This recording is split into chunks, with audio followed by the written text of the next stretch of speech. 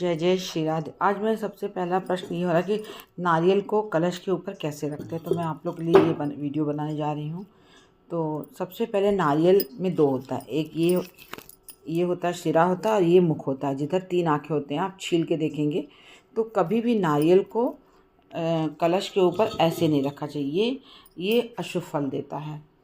और नारियल को ऐसे भी नहीं रखना चाहिए, निष्काम फल देता है। इससे मन के अंतःकरण की शुद्धि होती है, परंतु हमें कोई फ़ायदा नहीं होता है का। और अब ये हुआ कि नारियल को रखना चाहिए। नारियल के ये सिरा और ये मुख 2 होते हैं, पिछला हिस्सा ये और ये मुख होता है, जिधर 3 आँखें होती हैं।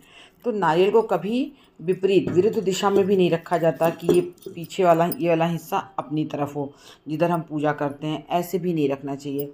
और हमेशा नारियल को जिधर इसका मुख होता है, आँखें होती हैं, इसलिए मैंने नारियल को पूरा छीला है, इसको अच्छे से इस बार छील के आपको दिखा रही। 3 आँखें होती, ये इसका मुख हमारी तरफ होना चाहिए।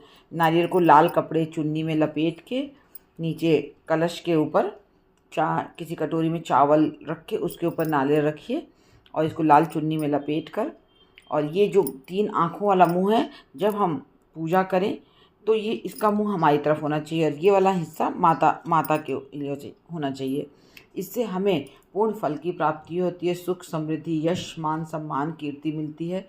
और हमेशा हमें नारियल को इसी तरह रखना चाहिए। अब मैं अपनी पूजा की तैयारी करने जा रही थी तो मुझे याद आया कि मैं इस प्रश्न पे भी आ जाऊं कि नारियल कैसे रखना चाहिए। ये बड़ा ही कन्फ्यूज़न होता है, तो इसलिए मैंने बताया कि नारियल को, और यहाँ पे एक कलावा बांध देना चाहिए यहाँ, और कलश के ऊपर यहाँ पे स्वास्तिक बना देंगे।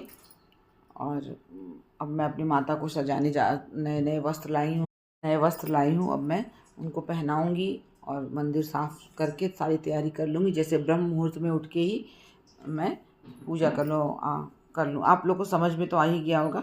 ये मुख होता है, ये मुख है और ये इसका पीछे का हिस्सा है।